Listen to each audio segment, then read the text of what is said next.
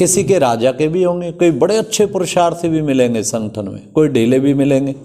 संस्कार बदल जाए ये इंतज़ार नहीं करो। आज का मुरली मंथन क्या है? नॉलेजफुल की विशेषता द्वारा संस्कारों के टक्कर से बचने वाले कमल पुरुष समान न्यारे व साक्षी भव। संस्कार तो अंत तक किसी के दासी के रहेंगे, किसी के राजा के। संस्कार बदल जाएं ये इंतज़ार नहीं करो कि ये बदल जाए ना बस, फिर तो संगठन बहुत अच्छा हो जाएगा, फिर तो राजधानी में सारे ही राजे चले जाएंगे। लेकिन मेरे ऊपर किसी का प्रभाव ना हो, प्रभाव नहीं पड़ना चाहिए, इतने शक्तिशाली बनो। क्योंकि एक तो हर एक के संस्कार भिन्न भिन्न है, दूसरा माया का भी रूप बनकर आते हैं। इसलिए कोई भी बात का फैसला मर्यादा की लकीर के अंदर रहकर करो। प्रभाव पड़ना किसे कहते हैं? कि किसी ने कुछ कह दिया, झट आंसू बहाने लग गए, रोने तक लगे, क्या हो गया, ये क्या हुआ? बस यही थी स्थिति, पानी पे लकीर वाली। इससे पता लगता है स्थिति जीरो। जो संस्कारों में आके आंसू बहा देता या जोर से बोलने लग जाता या दूसरे के दोष निकालना शुरू, तूने निकाला तो मैं भी निकालता हूँ, तो ये क्या, इससे पता लगता है ज्ञान योग की स्टेज नहीं है। कोशिश करनी है मैं तो रिगार्ड का रिकॉर्ड रखूं, कोई कुछ भी कहे फिर भी रिगार्ड से, जी जी भाई जी, जी बहन जी, जी, चाहे वो कह भी दें, चाहे वो इंसल्ट भी कर दें, तो क्या हुआ? प्रभाव क्यों आ रहा है आप पे? बाबा कहते प्रभाव से मुक्त। मेरे ऊपर किसी का प्रभाव ना हो। संस्कार बाबा ने स्पष्ट कह दिया सबके अलग अलग होंगे, लेकिन मेरे पे किसी चीज का प्रभाव ना पड़े। स्थिति क्यों बदल गई? चेहरे की खुशी क्यों गायब हो गई? संकल्प क्यों चलने शुरू हो गए? वैरायटी ड्रामा है ना, राजधानी बन रही है ना। तो लेकिन मेरे ऊपर किसी का प्रभाव ना हो, क्योंकि एक तो हर एक के संस्कार भिन्न है, दूसरा माया का भी रूप बनकर आते हैं। इसलिए कोई भी बात का फैसला मर्यादा की लकीर के अंदर रहकर करो।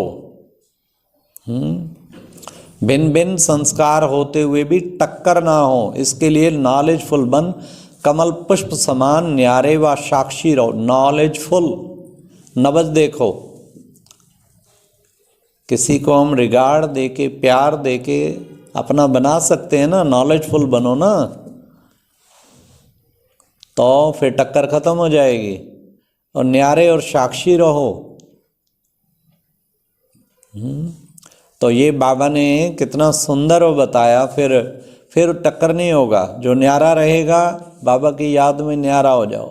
साक्षी, भाई हर एक का ड्रामा है, फिक्स है, मुझे क्या क्यों में जाना ही नहीं है, और ड्रामा कल्याणकारी है। और नॉलेजफुल बनो तो कितना सुंदर बाबा ने कहा, टकराव से बच जाएंगे। कभी भी टकराव ना हो। जिसका कभी किसी से भी टकराव नहीं हुआ वो हाथ खड़ा करो। नहीं, कोई नहीं है। मेरा तो कभी नहीं हुआ। और सबसे ज़्यादा मेरे सामने ही पेपर आते हैं। जो मेन होगा, आप सोचो, हर आत्मा का डीलिंग है, हर आत्मा का वैरायटी संस्कार है। पर टक्कर में, टक्कर की निशानी चेहरा बदलेगा। चेहरा मेरा कभी नहीं बदलता, आप सब जानते ही हैं। नंबर 2, कभी दूरियां हो जाएंगी। दूरी कभी नहीं हुई। कोई दूर चला जाए तो मैं फिर निकट ले आऊँगा प्यार से। तो ये चाहिए ना। ये ऐसे नहीं कि खुद को हम ऐसा से प्रैक्टिकल देखें, वो सब क्वालिफिकेशन चाहिए। नंबर 3, अगर कोई अपनी गलतफहमी से भी असंतुष्ट हो जाए, मेरे में इतनी शक्ति है कि मैं उसे जल्दी संतुष्ट कर दूंगा। मुझे अपने में विश्वास है। झुकना पड़ेगा ना, मरना पड़ेगा ना, मिटना पड़ेगा ना, पर राजी करके दिखा देंगे। ये बाबा ने कितना सुंदर मंत्र दिया है। टकराव से पूर्णतः परे, कभी किसी से टक्कर ना हो लाइफ में। एक रिकॉर्ड बनाओ ये। तो मैं की तो बात ही नहीं। जब सबको बड़ा करके रखेंगे, बड़ा रिगार्ड देंगे, फिर टकराव किस चीज़ का होगा? अच्छा कोई गलती होगा, कोई बात उठाए सॉरी कर लेंगे, फिर टकराव किस चीज़ का होगा? दोबारा कर लेंगे, दिल से कर लेंगे। ठीक है ना? स्लोगन, हठवा मेहनत करने की बजाय, हठवा मेहनत करने की बजाय क्या करो? रमणीकता से पुरुषार्थ करो। हठ और मेहनत करने की बजाय रमणीकता से। कल शनिवार था, शनिवार को क्या होता है याद है? क्या? कितने घंटे की? 16 कला संपूर्ण बनने के लिए 16 घंटे की भट्ठी। कल हम बैठे थे वहाँ तपस्या धाम में, सेवाएं बहुत होती हैं। शाम को वहाँ प्रोग्राम था रायपुर में उदारता पे, आज सहनशीलता पे पटना में है, लेकिन फिर भी बैठे हम 10 घंटा बैठे। कोशिश करता हूँ ज़्यादा बैठूँ, 16 के 16, पर सेवाओं को ना नहीं करता। बीच में अमेरिका का फ़ोन आ गया तो आना पड़ा 15-20 मिनट, फिर भी बहुत अच्छा रहा। 10 भी कोई पावरफुल करे बड़ी चीज़ है। लक्ष्य रखें ज़्यादा से ज़्यादा। हठ और मेहनत से नहीं बैठा जाता, वो प्यार से जो बैठता है ना वही बैठ पाता है। प्यार और स्नेह से बैठे। हठ मेहनत की बजाय बाबा ने क्या कहा स्लोगन में?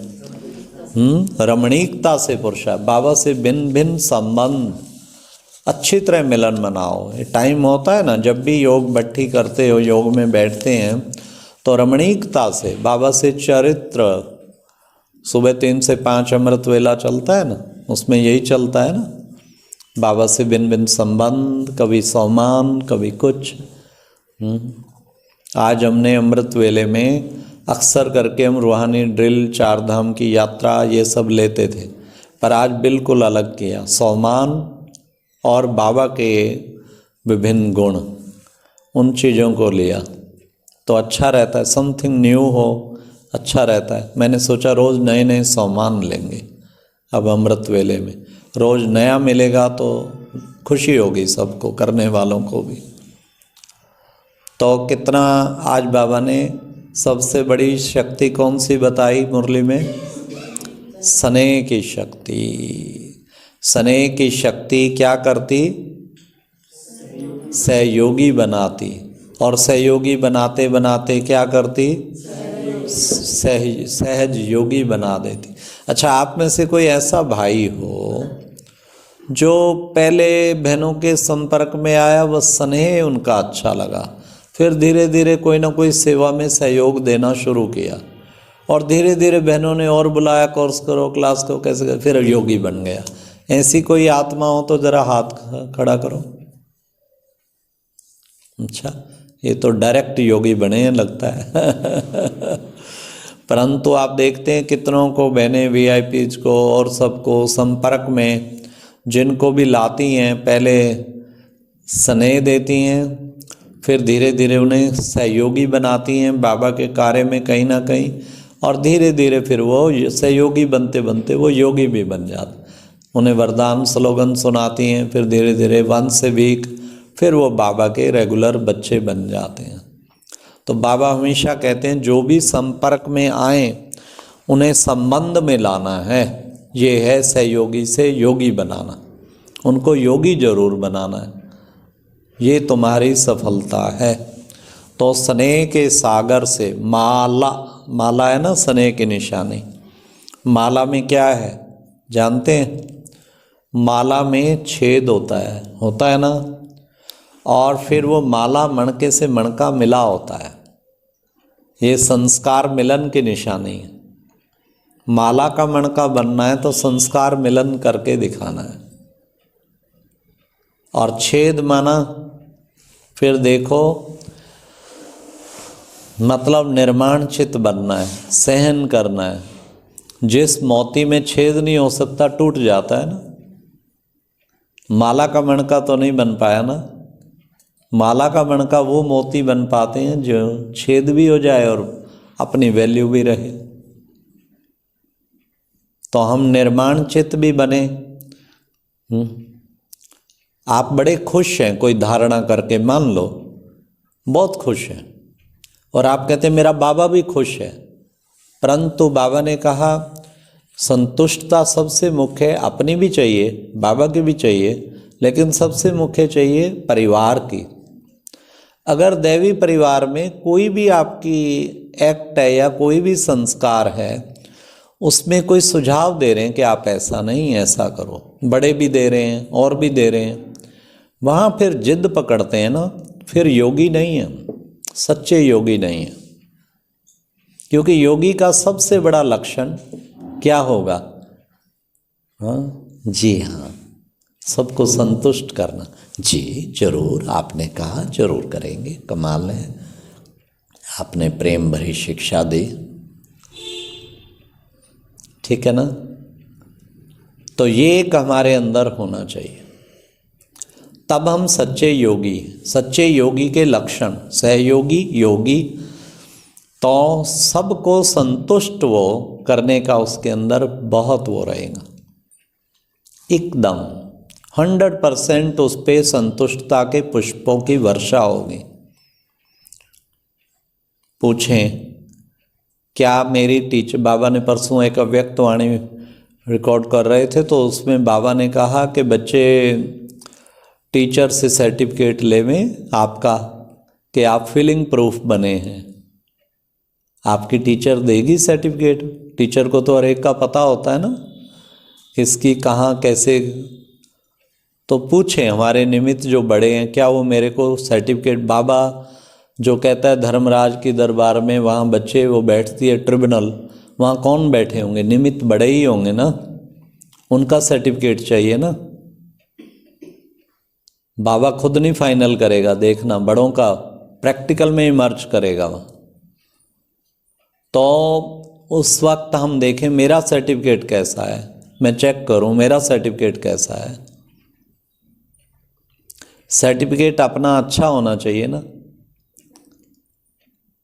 क्या मैं संतुष्टता का सर्टिफिकेट है? किसी बात में दादियाँ कहती थी हम कभी जिंदगी में बाबा को ना नहीं करते थे, ना करना माना नास्तिक। तो क्या मैं नास्तिक हूँ क्या? अगर निमित्त भगवान ने रखे हैं ना, निमित्त उनके द्वारा कुछ सुझाव मिलता है, कोई आज्ञा मिलती है, और मैं ना करती हूँ या ना करता हूँ, तो नास्तिक हो गई ना। नास्तिक तो नहीं बनना ना, इसलिए आज्ञाकारी बनना है, सदा वफादार, आज्ञाकारी, फरमानबरदार, इन चीज़ों में सदा नंबर 1 रहना है। तो बाबा ने कितना सुंदर बच्चों को बताया, इसलिए ऐसा पुरुषार्थ करना है कि आज्ञाकारी बन के चलें, कभी भी किसी चीज़ में वो ना रहे। तो बाबा ने कहा स्नेही सहयोगी, स्नेह का बीज फिर बाबा ने एक और बताया क्या करता है? परिवर्तन। परिवर्तन, सबका ध्यान एक माया बाबा ने भेजी कबूतर रूपी, तो सब हाय कहीं मेरे को ना टक्कर लग जाए, वो दूसरी टक्कर से तो बच जाएंगे, इसकी टक्कर से कैसे बचें? स्नेही सहयोगी, जिसमें बाबा ने कहा बीज होगा ना, परिवर्तन फिर होगा, फिर परिवर्तन बहुत होगा। आज बाबा ने कितना सुंदर बताया, चाहे भाषण करने की सेवा हो, दूसरा सब्जी काटने की सेवा हो, सफाई करने की सेवा हो, तीसरा बर्तन साफ करने की सेवा। कितना साफ कहा बताओ। सेवा में डिफरेंशिएट करना, ये करूँगी तो ये नहीं करूँगी, ये करूँगा तो मैं ये नहीं करूँगा, ये तो ठीक नहीं है ना। कोई भी सेवा मिले अगर हम उसे सचमुच सेवा समझते। एक बार बाबा ने कहा था भाषण करने वाला अगर अभिमान में भाषण कर रहा होगा और बासन मानने वाला बिल्कुल, वाह बाबा आपके घर के, भगवान के घर के बर्तन साफ कर रही हूँ, और मन से विश्व में भी सफाई के वाइब्रेशन, तो उसको ज़्यादा नंबर मिलेंगे, क्योंकि वो बाबा के प्यार में कर रहा है, गोपी बन के कर रही है। तो हर प्रकार की सेवा में उतने ही प्यार से करना, इसको कहते हैं बाबा के सब सेवा को समान समझने वाले, खुशी से करना। ठीक है ना। सेवा की चॉइस नहीं रखना, ये सेवा, हाँ बड़े कुछ देते अलग बात, लेकिन खुद चॉइस नहीं रखना। सेवा में क्या चॉइस होती। और जिसको दुनिया थोड़ा सा वो कर्म समझती है ना, नीचे वाला, सफाई है, बर्तन मांज, वो जरूर करना खुशी से। बाबा कोई बड़े से बड़ा भी कोई ऑफिसर आता, मैं कुछ दिन सेवा करना, बाबा कहते थे झाड़ू लगाए, इसको झाड़ू की ड्यूटी दो, इसका सारा देह अभिमान झड़ जाएगा।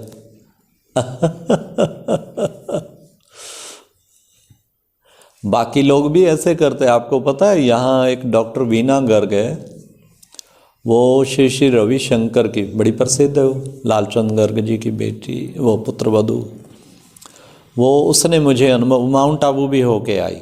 खैर पहले वो बड़ी वहाँ प्रभावित थी, माउंट आबू देख के आई तो समझ गई रूहानी शक्ति तो ज़बरदस्त है यहाँ, ऐसे कहीं मिलने से। पर वहाँ का एक देखो गुण कहीं से भी उठाना चाहिए। वहाँ भी अच्छे अच्छे वीआईपी जाते हैं श्री श्री रविशंकर के पास। कहती 15 दिन का कैंप था, हम गए थे। अब पानीपत का सबसे बड़ा उद्योगपति एक लालचंद गर्ग, पवन गर्ग, उस घर से वो है बहू। आपने देखा होगा किशोर भवन, जो जैसे असंध रोड का पुल उतरता है ना, बड़ी बड़ी कोठियाँ, चार बड़े पुराने हैं वो, बहुत उनकी नाम। शुरू में गाड़ी पानीपत में किसी के पास इतनी होती नहीं थी, और हम जब आए ना 82 में, राखी बांधने जाना होता था तो गाड़ी की ज़रूरत होती थी, तो लालचंद गर्ग की गाड़ी ले जाते थे। उनसे हमें गाड़ी का सहयोग मिलता था। तो वो कहती वहाँ गए, ड्यूटी लगा देते हैं देह अभिमान झाड़ने के लिए। बाकी क्लासेज भले करो, एक क्लास ऐसा है ड्यूटी लगे। और उसमें मैं का फिर कहती मेरी ड्यूटी 15 दिन किस पे लगाई पता है आपको मैं क्या? कहते सारे टॉयलेट्स की रोज़ सफाई करना। वो तो बन के गई थी ना वीआईपी महिला हूँ, अब कर पता लग। और की 15 दिन खुशी से। देखो कितनी बड़ी वो प्रतिष्ठित महिला है, मैं तो सुन के हैरान हो गया। यहाँ किसी बीके को कहो मैं ये बहन जी मैं पैसे दे दूंगा, स्वीपर रख देते हैं, पक्की बात है। देह अभिमान झाड़ना इसको कहते हैं। छोटे से छोटा काम भी खुशी से करना। हम तो ज्ञान मान सरोवर में सारी सेवाएं मिलती हैं ना, कभी ना कभी जब देखूंगा, भले बहनों को पता लगे, बहनें नाना भाई साहब ये क्या कर रहे हैं, बर्तन पड़े हुए हैं, तो हम कोशिश करते हैं कुछ ना कुछ, चलो भाई कभी, हाँ कभी भोजन बनाने में सहयोग, कभी किस में। बाबा भी सब चीज़ों में थोड़ा ना थोड़ा देते थे। टाइम कम मिले तो भी हम कोशिश करते हैं। कोई अपना स्टेटस सिंबल नहीं बनाना चाहिए कि इस सेवा के अलावा, लेक्चर क्लासेज के अलावा मैंने कुछ नहीं करना। नहीं, सब करना है, सब करना है, सब करना आना चाहिए। तो उससे क्या है, फिर बाबा की दुआएं मिलती हैं, कितनी अच्छी उससे बाबा की शक्ति मिलती है, खुशी मिलती है। तो ऑल राउंडर सेवाधारी बनना है, ऑल राउंडर सेवाधारी। दुनिया इन्हीं चीज़ों को देख के प्रभावित होती थी। कहते अरे एक बार शुरू में मिनिस्टर को लेके गया माउंट आबू, देखा शीलू बहन शिविर करा रही हो, फिर बाद में उसको भोजन कराया, तो शीलू बहन भी भोजन तो करेगी ना, ब्रेकफास्ट। तो जैसे निकल रहे थे तो शीलू बहन बर्तन मांग धो रही थी, अपने बर्तन खुद धो के करते थे। अब तो वहाँ फिर भी आ गए माउंट आबू, पहले खुद करके रखते थे। तो वो देख के खड़ा है, बहन जी आप बर्तन भी मांगते हैं? हाँ सब कुछ करते हैं हम। हमारी दादी जान की 104 वर्ष तक भी, लास्ट तक भी, वो जिस सेंटर पे जाती थी ना, 5 मिनट भंडारे में जाके भोग बनाएगी, 5-10 मिनट। दादी का बना हुआ भोग भाग्य की बात है ना, जिनके मुख में पड़ता है। तो हमें ऑल राउंडर बनना है, ये बाबा ने खास जो कहा है। और फिर बाबा ने कहा प्रत्यक्षता का पर्दा, पर्दा कैसे खुलेगा? भारत वाले भी खोल रहे हैं, विदेश वाले भी। विदेश वालों ने क्या खोला? यूएनओ के द्वारा बाबा की प्रत्यक्षता। यूएनओ में दादी को मेडल तक मिले। यूएनओ में पहुंचना को कम बात नहीं ना। और भारत में क्या बताया? धर्म सम्मेलन, महामंडलेश्वर सम्मेलन। धार्मिक आत्माएं प्रभावित हो जाएं, समझो प्रत्यक्षता का पर्दा खुलना शुरू हो गया। और आज वो दिन आ गया है, शायद ही कोई महामंडलेश्वर हो जो बाबा के घर ना आया हो और दिल से महिमा की है कि संस्था बहुत अच्छी है। प्रैक्टिकल में इसमें वैल्यूज़ हैं, जीवन में वैल्यूज़ सिखाते हैं। अच्छा जी, ओम शांति, ओम शांति।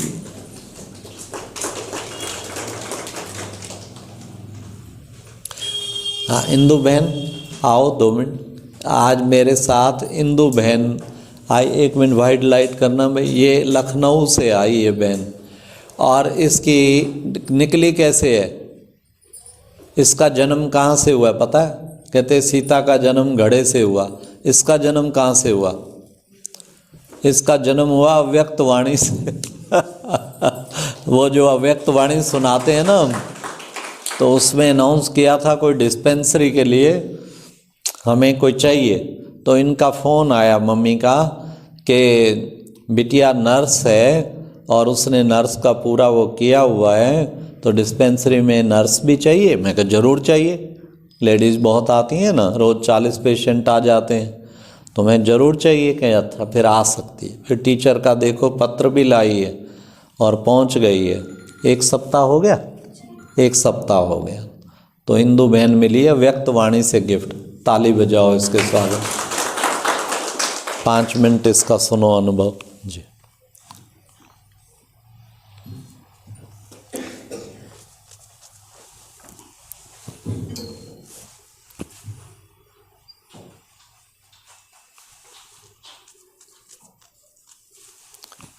ओम शांति। अपने वाला कैमरा इधर सबसे पहले तो मुझे इस रूहानी महफिल में आके बहुत अच्छा लगा, इसलिए आप लोग अपने लिए तालियां बजाइए। वैसे भाई साहब ने जैसे बताया, मैं प्रोफेशन से तो स्टाफ नर्स हूँ। मेरे शरीर का नाम इंदु बहन है और मैं लखनऊ, लौकिक घर मेरा लखनऊ सीतापुर के पास में पड़ता है। और मेरे यहाँ आने का माध्यम तो वैसे यूट्यूब रहा और भाई जी के स्नेह का आकर्षण रहा। मैं और मम्मी यूट्यूब पे ही भाई जी को फॉलो करते थे, क्योंकि इतनी दूर यहाँ पे आना थोड़ा डिफ़िकल्ट लगता था अपना ही छोड़ के। इस प्रकार से मुझे प्रॉपरली भाई जी का क्लास सुनना, मुरली भी और अव्यक्त वाणी, अमृत वेला लाइव क्लास करना, इसका आकर्षण बहुत अच्छा लग रहा था। लेकिन असंभव लग रहा था, इतना दूर भाई साहब से कैसे मिलने जाना होगा। उस वजह से मेरे मन में संकल्प था कि बाबा वहाँ पे जाने का मौका मुझे मिल सकता है। उस वजह से भाई साहब के थ्रू बाबा ने मेरे संकल्प को पूरा किया। उसके लिए भाई साहब को बहुत बहुत थैंक्स।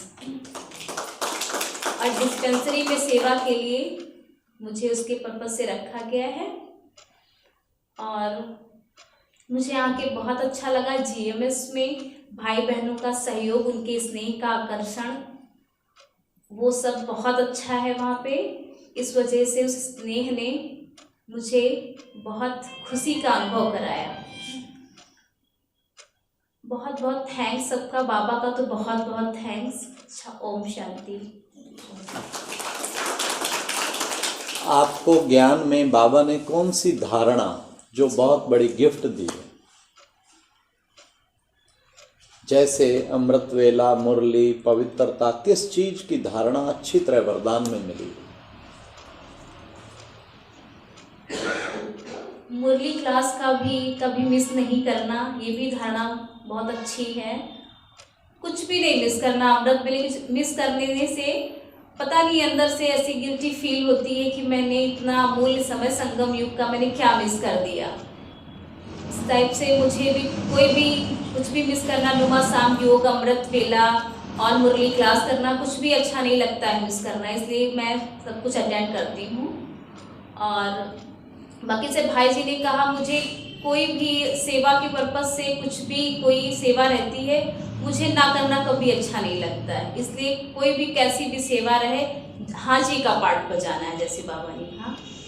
तो ये भी इससे भाई साहब की भी विशेषता है कि सेवा के बगैर नहीं रह सकते हैं, सेवा में प्रॉपरली कार्यरत रहते हैं। तो भाई साहब से भी कुछ सीखने को मिल रहा है, तो बहुत अच्छा लग रहा है इसे। ओके, ओम शांति।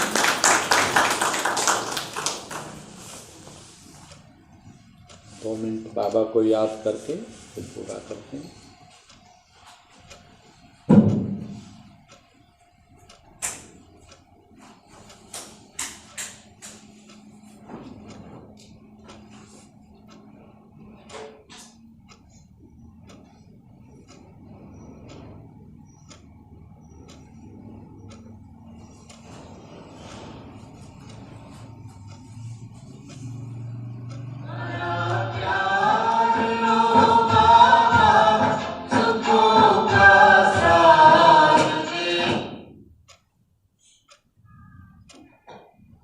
हमारी याद में खुशियों का सब संसार मिलता है।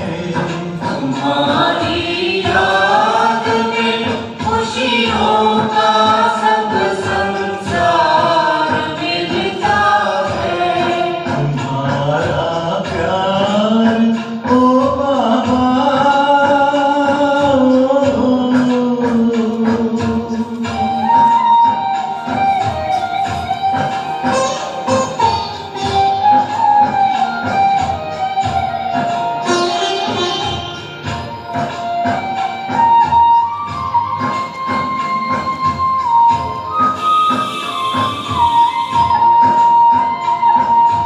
तेरे हाथ में जिसने हाथ अपना दे दिया बाबा,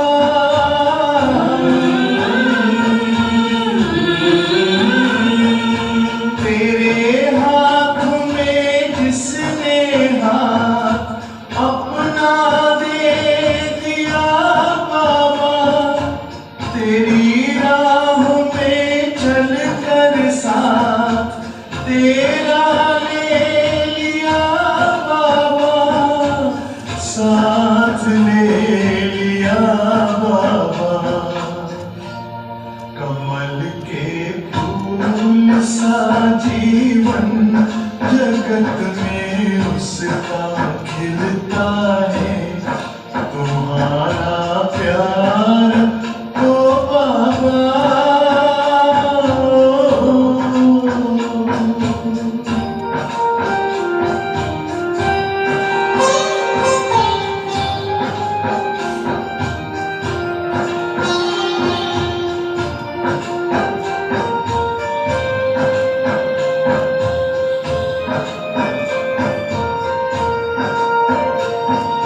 नजर जिनकी सदा तुम पर बसे, जिस दिल में बस तुम हो,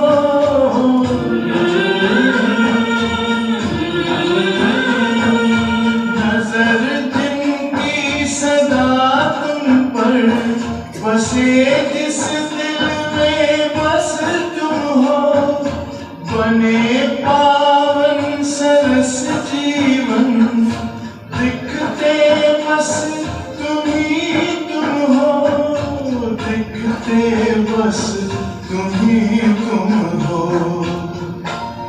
तेरी पलकों की छाया में हमेशा वो तो पलता है। तुम्हारा प्यार ओ बाबा,